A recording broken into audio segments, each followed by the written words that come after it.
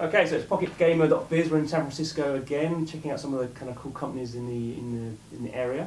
So if you want to introduce yourself and tell us about, we see NARR8 behind you there. What's that all about?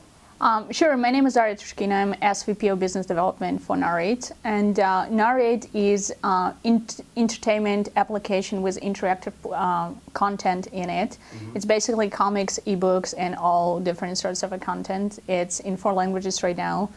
It's iOS, Android at this time, but it's also coming to Amazon in Windows and Smart TV later on. Okay. We just hit 6 months anniversary, yay, okay, for us. Yeah. We have about 800,000 users at this point, okay, and everything looking so good right now. Okay, so you've been talking before, and you have a big global plan, so every platform and every country and kind of all types of content as well. I mean, can you say a little bit about the kind of background of the company? Because you kind of started off, you tell us about it. Yeah, background in a company is actually very simple and easy. We sit out in Moscow. We developed all our content from scratch so far. I also VP of Business Development for Game Insight, a gaming company which been extremely successful in freemium space in gaming.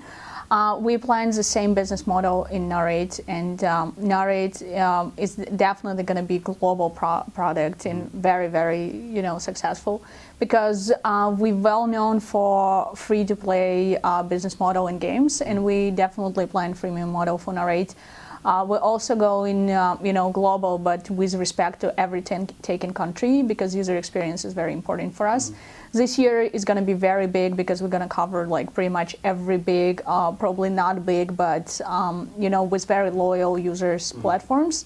And we're going to the developed countries, let's say like Japan or Korea, but we're also going into emerging countries where Android penetration is extremely high at this point.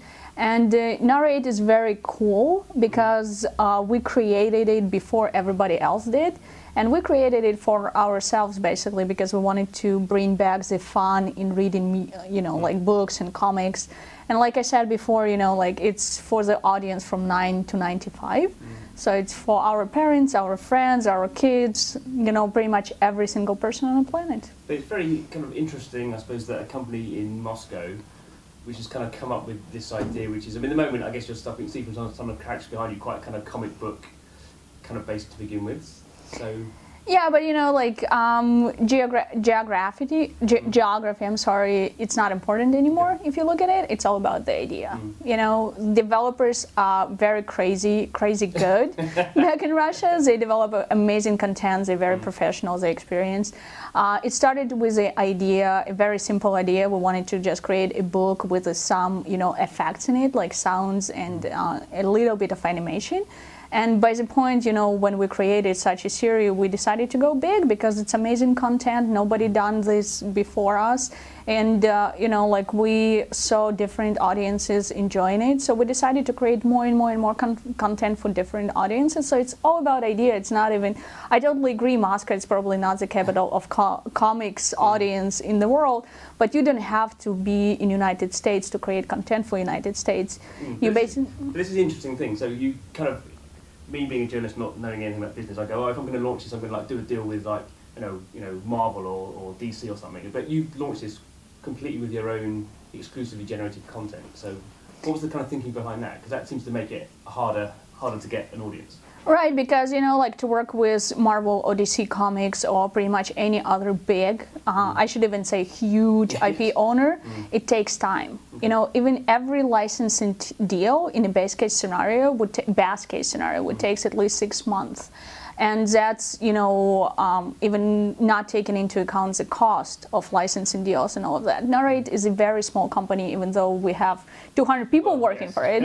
But, in terms of cost, and we still need to keep it down in terms of making revenues, and pretty much everything we make, we reinvest back into development, because we need to keep engagement rate and retention rate really high for the users as well. And we need to create more and more content for more countries countries. So we need to keep our costs down, and I would rather reinvest into developing more content on it for our own series at this time than bring the licensing deals, which I'm pretty sure we're going to do sometime down the road, but not to start with. I guess the interesting thing you've got coming up at some point this year is you're going to kind of open up the platform so other people can kind of bring their content to it. So can you talk a bit about the kind of thinking behind that? Right. I definitely wouldn't call NARR8 a platform, though. Oh, okay. But because it's, you know, like it's kind of put it like platform on a platform, which is not. It's, I would say it's more applications than a platform, because the content inside the NARR8, it's not a platform content. It's, you know, it's more like books content. It's more like reading application, I would say, like entertainment application. And yes, we're opening the editorial tool, that's what we call it right now, for pretty much every person on the planet in any country could submit their content, you know, like if you house mom, you know, like, or house dad, and, you know, like you have 3 kids and you know, reading them at night or telling them the stories, and you can actually put it down in words. There is a special tool which will, you know, it's like you put text in it, it already has some animation, some sound behind it, and, you know, like it's going to be pre-approved process, so we will take a look at your content first, and then it's going to be published, and it's going to be very fair game, because we're going to, you know, like put you in a prime spot, you know, inside the NARR8, let's say, if you hit a certain number of downloads, or if you have a high retention rate. Basically, you know, like if users responsive to your content and if they enjoy your content, you're definitely going to have a fair treatment in terms of marketing and promotion, you know, because we're interested for those people to make money as well as we do. Excellent. Thank you very much for your time. Sure. Thank you for having me.